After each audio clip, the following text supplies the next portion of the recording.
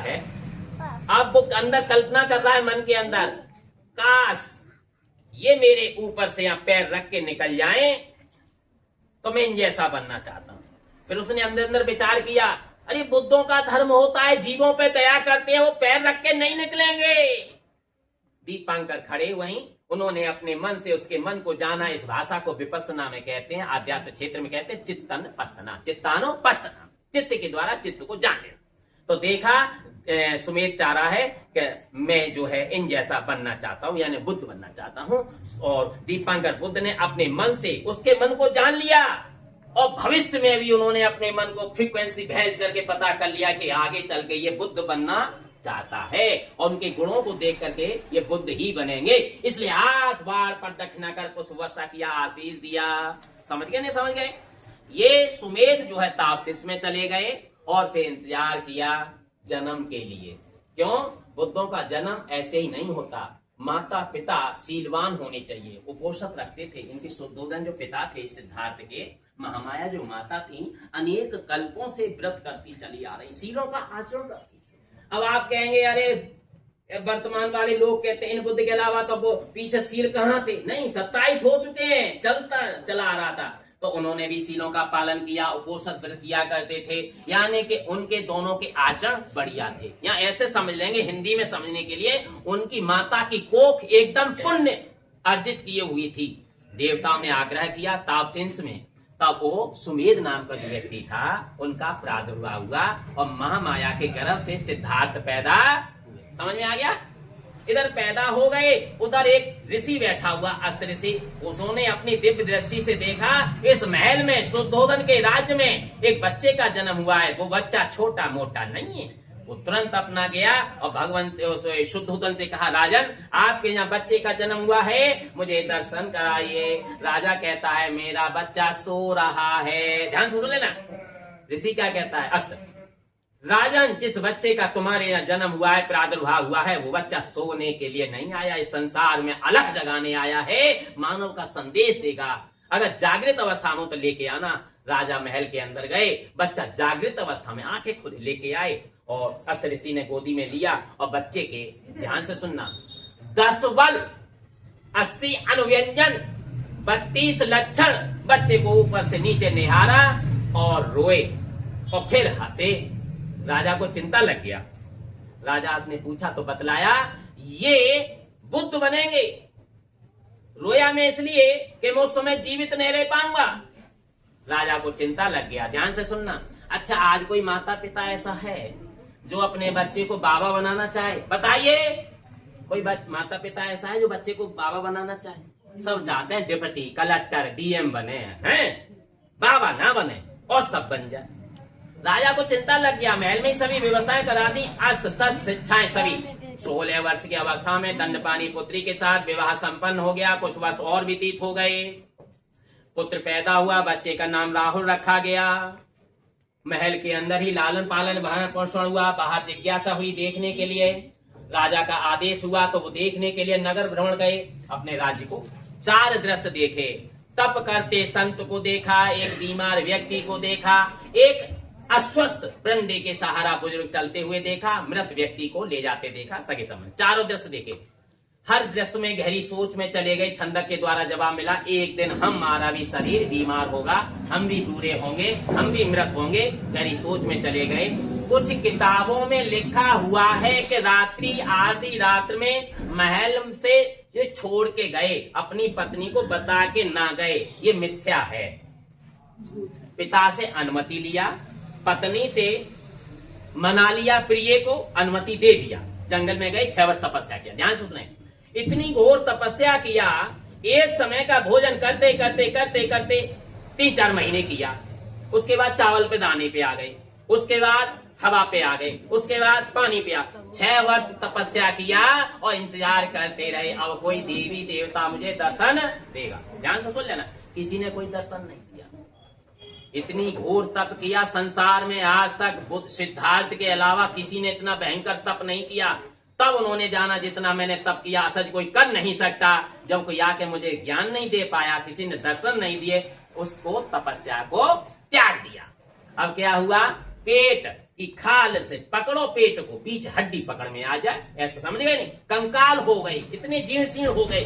पास में नदी बहा करती थी, उस नदी का नाम था निंजना। क्या नाम था? जैसे पत्ते बह के चले आ गए तो उन्होंने भी सोचा ला मैं भी थोड़े पानी, अरे वो इतने हल्के हो गए कि बह के चले जा रहे, तो एक पेड़ की शाखा लटकी हुई थी बट वृक्ष की, उसे पकड़ लिया और उसकी पेड़ की जड़ से बैठ। वो क्षेत्र था यादव समाज की पुत्री सुजाता का।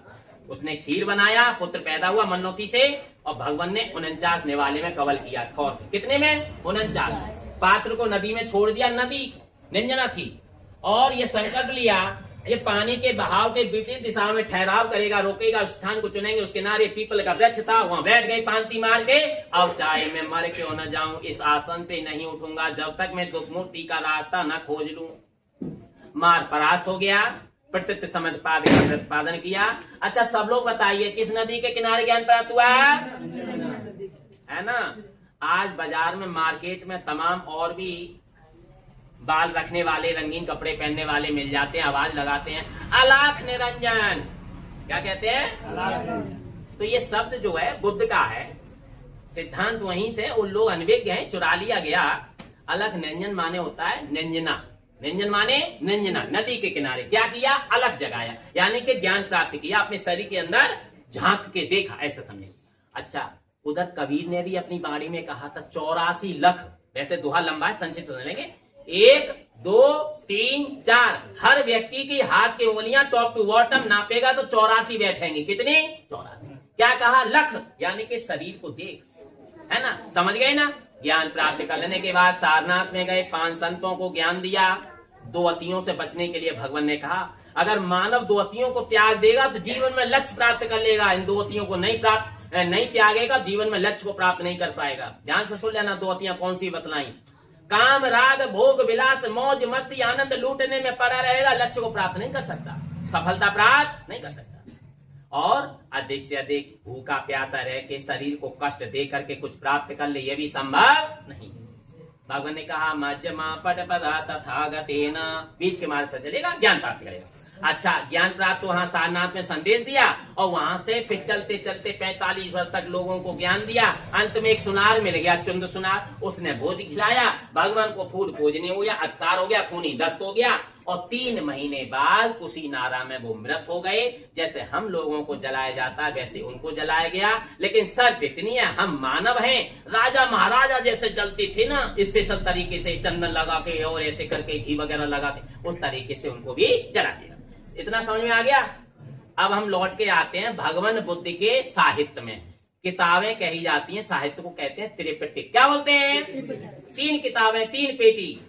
पहली पेटी का नाम सुत पिटक 21,000, दूसरी विनय पिटक 21,000, उसमें नियम भरे हैं, और तीसरी अवधम्म पिटक 42,000। अब माने होता है विशेष, धम्म माने होता है ज्ञान। फर्रुखाबाद में सांकांश नगरी है। वैसे तो त्रिपिटक के अनुसार भगवान बुद्ध ने जो अवधम्म दिया वो तावतिंस में दिया है। सरल अच्छा तो यही है, लेकिन समझाने के लिए समझाना, फर्रुखाबाद में सांकांश नगरी है, वहां ज्ञान दिया, ऐसे समझ लेंगे। अब थोड़ी सी समय है और अच्छी तरह के समझेंगे, इसी से कल्याण होगा। मनोपोपगमा धम्मा मनो सेठा मनोमया मन सच पदठिन भासते वा करोते वा ततो नंग दुख मन वेती चक्कंग बाबाई तो पदंग। भगवान कह रहे हैं ये जो मन है, मन कहाँ होता है? 40 किलो वाला मन नहीं, वैसे मन उसको भी कह देते हैं, 40 किलो मन बोलते हैं। मन कहाँ होता है बेटिया? कहाँ होता है मन? हमें लगा तुम्हारी बात ऐसे ही सुन रहे, ये फुकनिया जे ना 2 कान इधर से इधर निकाल रहे हैं, ध्यान से सुनो। मन कहाँ होता है? खोपड़िया में, हिंदी समझ ले, तुम्हारी भाषा में बता दें जी। और बॉडी पार्ट्स में देखेंगे तो जब मास्टर ग्रंथि होती है पीट्यूटरी ग्रंथि, इसमें मन कहते हैं, चित्त कहते हैं। तो भगवान ने कहा इसके लिए जो कुछ करता धरता ये है, और भगवान बुद्ध के अलावा अन्य लोगों ने जरा हाथ आगे बढ़ा दिया, करने वाला ऊपर वाला है। समझ आ गया? शून्य मत कहा करो, शून्य शब्द अलग है, बहुत डिफाइन अलग हो जाएगा। आप समझिए भगवान ने इसके लिए कहा। अब क्या कह रहे हैं? मैंने पद के अनुसार कहा।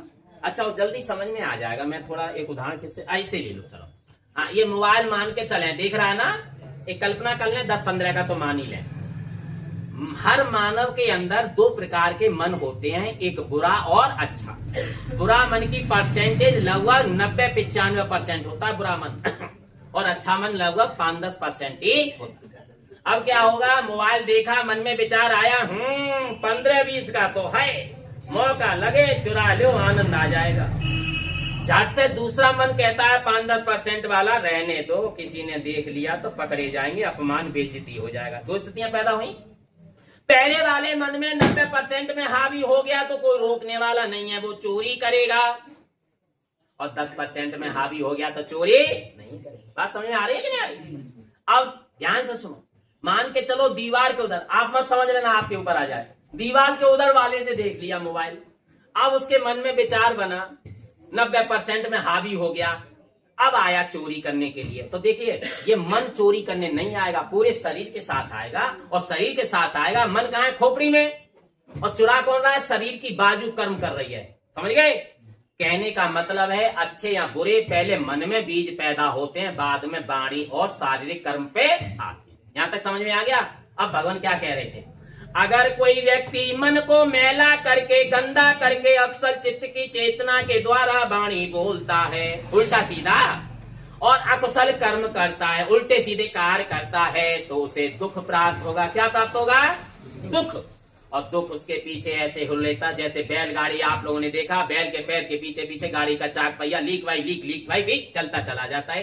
पापी के पाप एकत्रित होते रहते हैं, और पापी जब पाप करता है उसे आनंद आता है, मौज मिलता है, और वो भूल जाता है एक दिन मैं मरने वाला हूं। वैसे सभी जानते हैं कि एक दिन जाना है, लेकिन जब पापी जब पाप करता है और पकड़ा नहीं जाता, तब तक बड़ा आनंदित रहता है, और जिस दिन पकड़ जाता सलाखों के पीछे होता, ऑटोमेटिक याद आ जाता, मैंने वो पहली गलती ना की होती तो आज सलाखों के पीछे ना।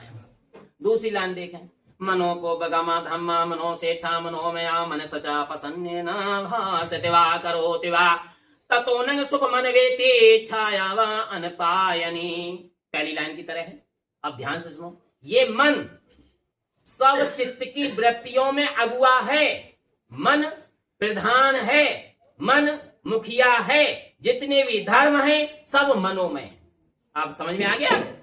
अब भगवान क्या कह रहे हैं, अगर कोई व्यक्ति मन को उजला करके, साफ करके, कुशल चित्त की चेतना के द्वारा वाणी बोलता है, अथवा शारीरिक कुशल कर्म करता है, तो उसे सुख मिलेगा। क्या मिलेगा? सुख मिलेगा।